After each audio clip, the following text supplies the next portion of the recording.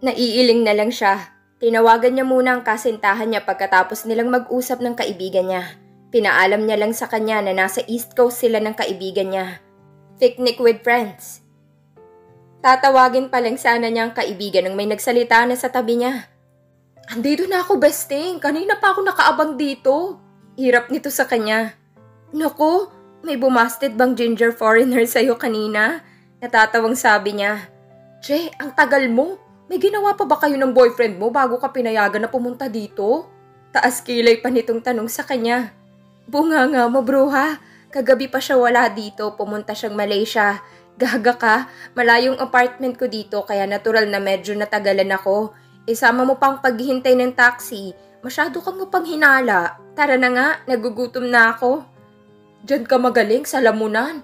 Ang siba mo. Parehas lang tayo. Natatawa naman niyang sabi. Pagkarating nila kung saan sila nakapwesto'y nagulat pa siya nang makita doon si Bridgetta. Prenteng nakaupo at nagdudot-dot sa cellphone nito. Bruhang to, mabuti na lang madami siyang niluto.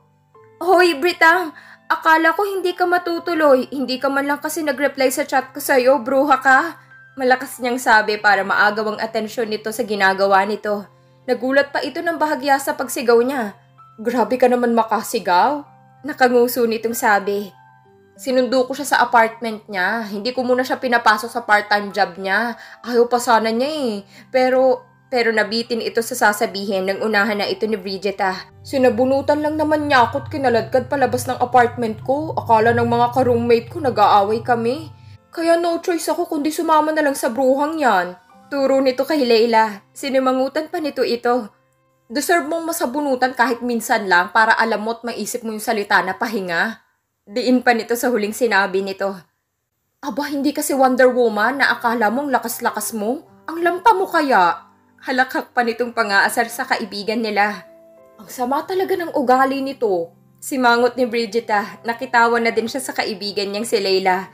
Wagas talaga itong bumanat. Mabuti nga't hindi napipikon si Bridgetta dito. Alam niyo naman na kailangan ko ng pera. Malungkot nitong sabi. Gaga ka, nag-offer na nga kami ng tulong sa'yo, tinatanggihan mo pa kasi. Singit niya naman. Kaya nga eh, kung nagkasakit ka dito, walang mag-aalaga sa'yo kundi sarili mo lang din. Walang tutulong sa'yo. Hindi ka tutulungan ng company na pinagtatrabahuhan mo. Kaya imbis na makatipid at makapagpadala ka ng pera sa family mo sa Pinas, ay wala na dahil nagastos mo na sa pambili ng gamot at pagpapa-ospital mo. Naiintindihan mo ba, Bridgetta? Tila na-touch naman si Bridgetta sa kanilang dalawa. Nakakahiya kasi sa inyo. Alam ko naman na may pangangailangan din kayo. Yumuko ito. Wari ay nahihiya talaga sa kanila. Bawas-bawasan mo kasing pride mo. Maging surf ka naman minsan. O kaya, ay Tide. Pwede rin Breeze. Kung ayaw mo naman, pwede rin Perla. Para mabawasan naman ang pagka-pride mo. Halakak silang tatlo. Baliw talaga itong si Leila. Nasa seryoso silang usapan eh. Loka-loka talaga. Hindi matigil-tigil ang tawanan nila. Kain na nga lang tayo, sabi niya. Pasalampak na siyang umupo sa blanket na dala nila. Mabuti pa nga, kanina pa nagrereklamo si Leila, gutom na daw ang mga alaga niyang hayop sa tiyan. Mabuti nga sa'yo, kumain ka sa apartment mo, ako hindi. Kaya gutom ng mga alaga ko. Kasalanan ng babaeng to kapag nagkamalnourished siya mga alaga ko sa tiyan. Sabay hila sa buhok ni Bella. Ouch! Ano ba? Pati ako sinabunutan mo din. Tama nang si Britang lang ang sinabunutan mo, bruha ka. Ngiwi niyang sabi sabay haplos sa buhok niya. Nagkatawanan na naman sila. Kahit kailan mapanakit ang babaeng to, lahat idadamay eh. Kaloka. Mas brutal pa ito sa kaibigan nilang bakla. Naiiling na lang siya na natatawa. Oh, ba't natigil ka dyan? Puna ni Bella kay Bridgetta. Kasi wala akong ambag sa pagkain. Nagbuhat lang ng mababigat na dala ni Leila ang ambag ko. Ngiwi nitong sabi. Di ang kumain na lang ang iambag mo sa amin. Arte nito, kain na. Malaking na tips ko sa trabaho ko kaya mayaman ako ngayon. Irap ni Leila na sabi kay Britang. Nagkatawanan silang tatlo. Kain na, huwag ka nang mahiya. Importante magkasama tayong tatlo at andito ka ngayon. Hindi mahalaga kung may ambag ka o wala. Your presence is more important here. Ngiti niya kay Bridgetta. Shit! Ouch! Bulalas bigla ni Leila. Sabay na silang napatingin ni Bridgetta sa gawin ni Leila na sapu ang ilong nito. Bakit? Anong nangyari? Tarantang tanong ni Bella, lumapit pa ito sa kaibigan. Okay ka lang, Lay? Nag-aalala din na tanong ni Bridgetta.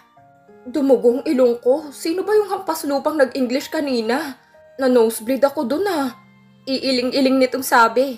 Nabatukan niya ito bigla. Buisit na babaeng to. Pinakaba sila masyado.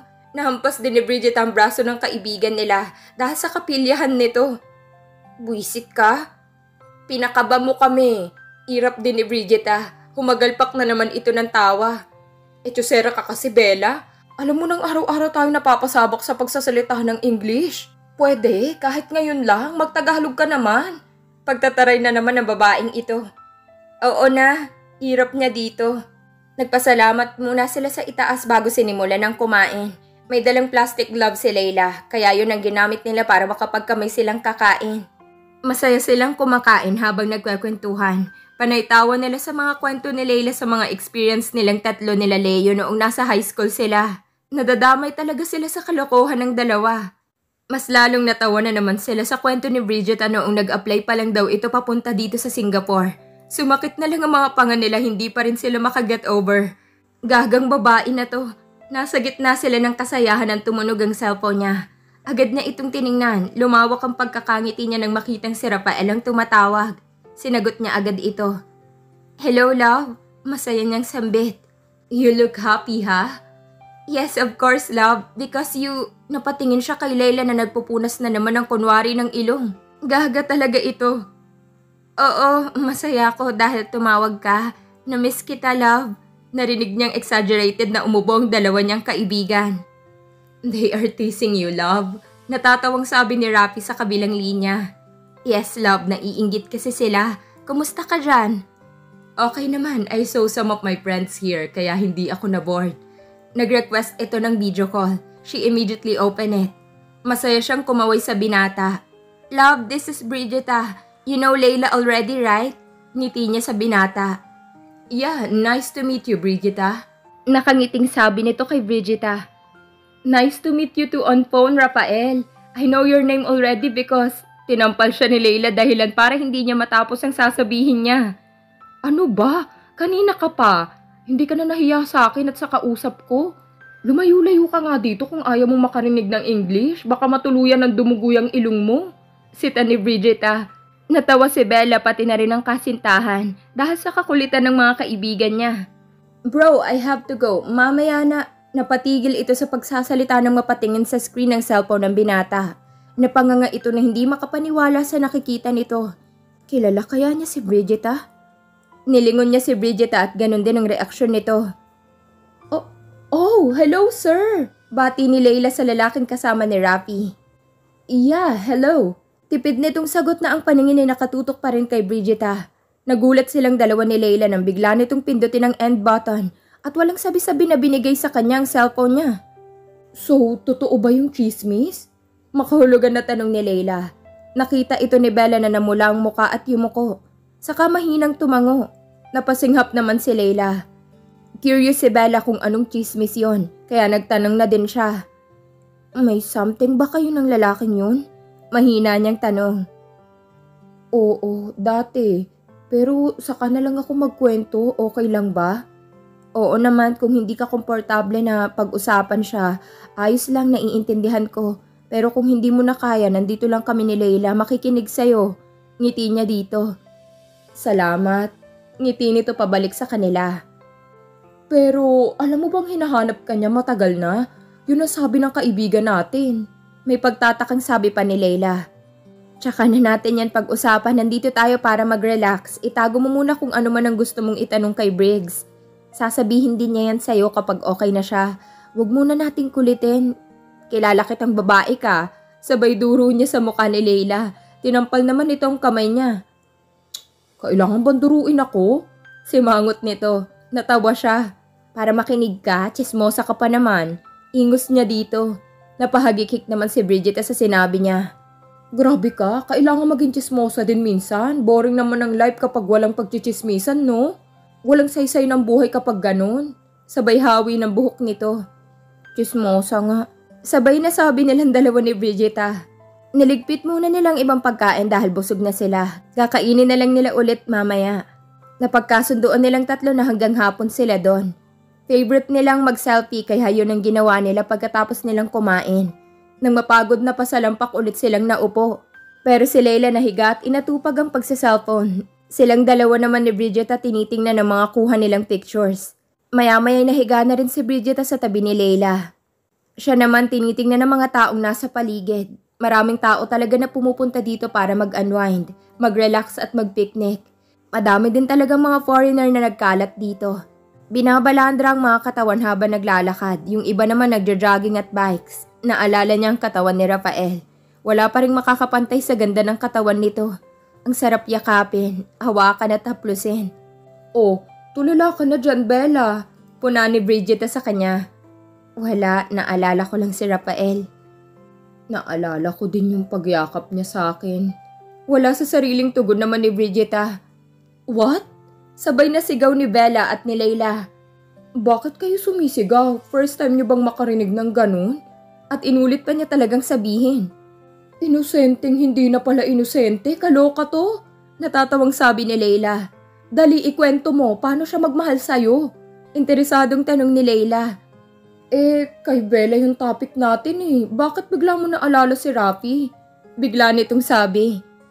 Nasabi ko na diba? Taas kilay siyang tumingin kay Bridget. Ikaw muna, Bella. May nakita kasi akong kanina tumatakbo.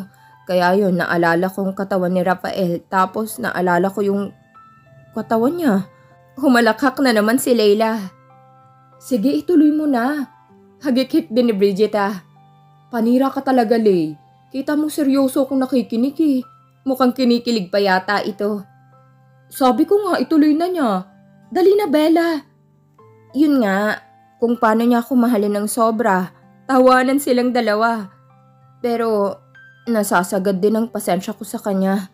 Simangot niya, napatigil ang dalawa sa pagtawa. Bakit? Sabay na tanong ng dalawa. Kasi nagkita sila ng ex-girlfriend niya. May pakis at yakapan pang naganap.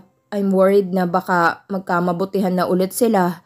Even though, kahit nasabihin ni Rafi sa akin na ako ang mahal niya, iba pa rin ang pakiramdam ko. Hindi ako mapalagay at nangangamba na baka isang araw sila na ulit. You know, people nowadays, madali na lang magbagong isipan nila. Mahaba niyang sabi na ikinalungkot ng mga ito. Pati ang dalawa'y naramdaman niyang natigilan at natahimik. Hahayaan mo na lang ba na ganun ang mangyari? Tanong ni Leila. Hindi ko alam. Selosa ako, alam mo yan. Pero, oo, selosa ka nga. Pero hindi mo naman inilalabas. Kinikimkim mo lang hanggang mabulok. Sita ni Leila sa kanya. Sinabi naman niyang mahal ka niya. Yan na lang ang panghawakan mo. Huwag mong pahirapan ang sarili mo kakaisip ng mga negatibong bagay na nakakasakit sa'yo. Just go with the flow. Tinampal si Bridget ni Leila. Sabi mo walang Englishan Masungit nitong sabi. Oo na, ito na nga, magtatagalog na po, Aling Leila. Irap ni Bridget kay Leila. Itong maipapayo ko sa'yo. Huwag mong isagad ang pagmamahal mo sa kanya at huwag mong isagad ang pagtitiwala ng buong buo. Magtira ka din para sa sarili mo. Hindi lahat ng pagkakataon ay sa kanya umiikot ang buhay mo. Huwag mo siyang gawing mundo mo dahil kapag nagkataon na magkasira kayong dalawa, sagad na sagad din ang matatanggap mong sakit at pagkabigo. Seryoso nitong sabi. Ang iingay nila. Wala silang pakailam kung may nakakarinig sa malalaswahan nilang usapan. Importante wala naman silang nababanggit na pangalan. Kaya it's safe. Harutan sila at kung ano-ano pang mga kwento ang pinag-uusapan nilang tatlo. Inalis muna nila sa isipan ng mga problema nila at maging malaya at masaya naman kahit ngayong araw lang na ito.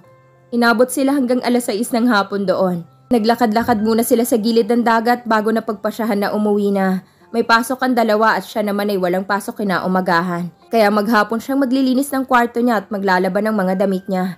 Ang saya ng araw na ito, puro sila tawanan at kalokohan. Sobrang daldal talaga ng kaibigan niyang si Leila. Kaya nahahawa na rin silang dalawa ni Bridget. Pagkarating niya sa apartment, doon pa lang niya tiningnan ang cellphone niya at ang daming missed calls at messages ng binata. Kaya agad niya itong tinawagan na.